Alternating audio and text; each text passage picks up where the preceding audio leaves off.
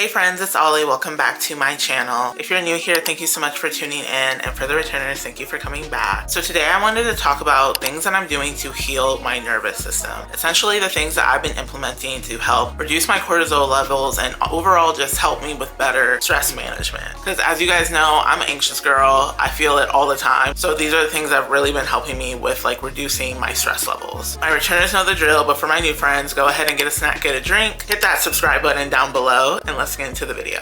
So the first thing that I've been doing that I've noticed has really helped me just become a less anxious person or just like deal with my anxiety is really focusing on what my triggers are and what like the sources are. And for me, it's not really always like something really like, you know, dire. It's not really anything as stressful. It's more how like basically recognizing how my body receives certain like stimuli. So for instance, when it comes to waking up, I cannot do like a very heavy, scary like iPhone alarm. Like I can't do that. My actual way of waking myself up every morning is I have the Google automatic lights. So I basically have them on a schedule. So first of all, I know I'm someone that I usually start to wake up around like 6 to 7 a.m. and I'll like toss and turn for the last couple hours of my sleep. So like around 5:30ish, I'll turn on the lights, and it's very like subtle, but like not enough to like wake me up out of my sleep. And it kind of like just gradually gets brighter until like 7:30 when I actually need to be up. And then I also have alarms, but they're very soft alarms. So it's like between both of those and just a natural fact that I wake up like very easily around 6 a.m. Like that's one way that I find that I don't wake up feeling like stressed or like heart racing or anything like that. I don't get as many like Monday scaries because like I get a good amount of sleep every night. Like I'm very like routine about that.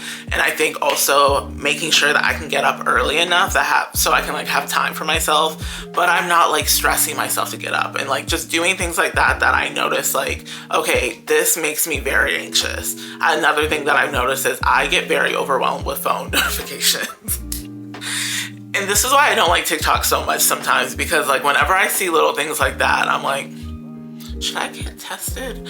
But like I hate like a lot of phone notifications. I find it very like overwhelming, and it makes me feel just like stressed and like, oh my god, I have to text these people back and I have to get to all these calls. So now I have my phone set up in a way that's like I can see the notifications if I unlock my phone, but it doesn't like come to my phone screen. So it's like I'm still seeing the text, and I also have my previews turned off. So all I see is like mom texts you twice. I don't see what she said or anything like that. So that way, like if I'm running an errand, I can be like, okay, this is this, knowing like, okay, if something happens, people usually call if they need your attention. So like making those kind of tweaks to my phone, because I noticed that too many notifications at once like was like, I don't know, it's just like overwhelming for me. But identifying that as a trigger for myself and finding a way to like soften the blow whenever I have to deal with that. So the next thing that I've been doing that I think really ties into like identifying the sources of your anxiety is really trying to eradicate your own circular behaviors that also cause you anxiety. Because you know, you can't really control all the things that are around us, but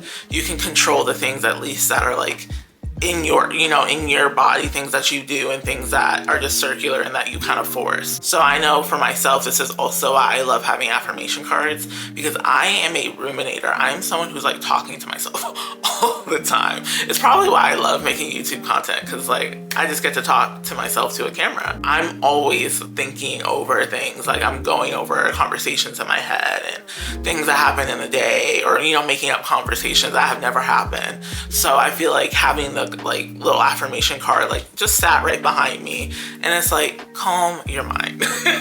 I'm like, thank you, I needed that. So it's like focusing on the behaviors that you have, and it's usually something very subtle that you might not even notice that you do.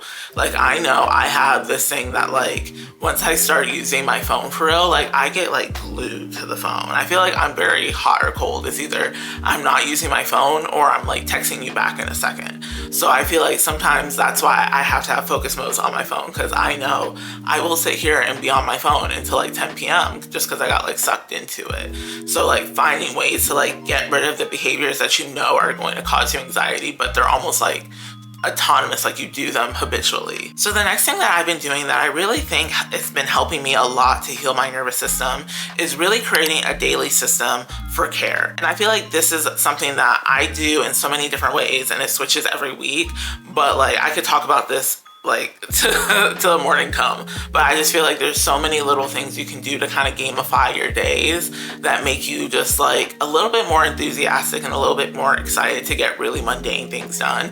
But that's like the way that I create a system of care, is like remembering that the mundane things do have a positive effect. So like making sure I get up every day and make my bed. Like that's actually really funny because like when we were kids, my mom was so like, why didn't you make your bed? Like you have to get up and make your bed.